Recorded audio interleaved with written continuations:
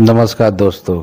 आज एक अच्छी कहानी जो आपको सुननी चाहिए। अगर तूने मेरे पैसे कल तक नहीं लौटाए तो ये घर खाली कर देना। सेठ की आवाज पूरे आंगन में गूंज रही थी। दरवाजे पर सिर झुकाए खड़ा था राघव और अंदर खड़ा था उसका अपना छोटा भाई मोहन। मोहन ने ठंडे स्वर में कहा, भैया ये घर मेरा है, आप यहाँ नहीं रह सकते, निकल जाइए। उस पल राघव के दिल में जैसे कुछ टूट गया। जिस भाई को उसने अपने पेट काट कर पढ़ाया, आज वही उसे घर से निकाल रहा था। एक छोटे से गांव में दो भाई रहते थे, राघव और मोहन। बचपन में कहीं उसके माता पिता गुजर गए। उस दिन से राघव ने फैसला कर लिया, अब वह भाई नहीं पिता बनेगा। सुबह मजदूरी, शाम को खाना बनाना और रात को छोटे भाई को पढ़ाना। घर में सिर्फ वह दो रोटियां होती थी। राघव कह देता, मुझे भूख नहीं, और भूख खुद भूखा सो जाता। उसका सिर्फ एक सपना था, मेरा भाई बड़ा आदमी बने। साल बीत गए। मोहन पढ़ लिख कर शहर में नौकरी करने लगा। धीरे धीरे पैसा आया और फिर बड़ा घर बना। एक दिन उसने खुद बुलाया, भैया आज झोपड़ी छोड़ो, मेरे घर आ जाओ। राघव खुशी से अपना छोटा सा सामान लेकर घर पहुंच, लेकिन दरवाजे पर ही रोक दिया गया। भैया यह घर मेरा है, आपका नहीं। राघव बिना कुछ बोले वापस लौट आया। उस दिन उसने पहली बार खुद को सच में अकेला महसूस किया। कुछ समय बाद मोहन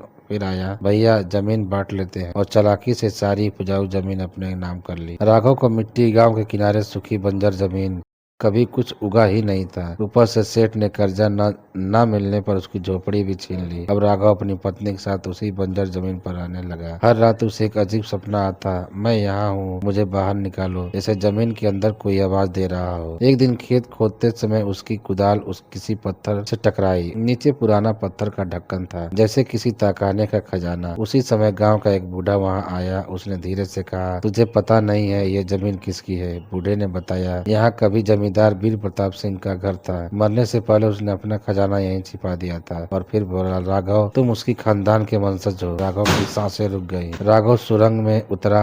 बीच में पड़ा था बड़ा लकड़ी का संदूक। जैसे ही उसने खोला, सोने के सिक्के, हीरे, गहने चमक उठे। जिस जमीन को सब बेकार समझते थे, उसके नीचे खजाना छिपा था। सबसे पहले उसकी किसी की याद आई, मोहन की।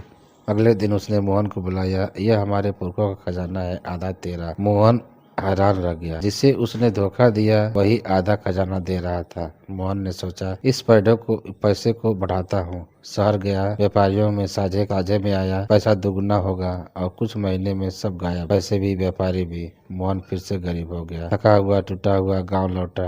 राघव ने के सामने गिर पड़ा, भैया मुझे माफ कर दो, मैं लालच में सब खो दिया। राघव मुस्कुराया, सबसे बड़ी दौलत भाईचारा होता है, और उसे गले लगा लिया। दोनों भाई फिर साथ रहने लगे। गांव वाले कहते थे, जिसने लालच छोड़ा वही असली अमीर बना। खजाने से भी बड़ा चीज उन्हें मिल गई, प्यार और परिवार। यह कहानी कैसी लगी कृपया कमेंट में बताएं, और चैनल को लाइक सब्सक्राइब जरूर कर दें। धन्यवाद।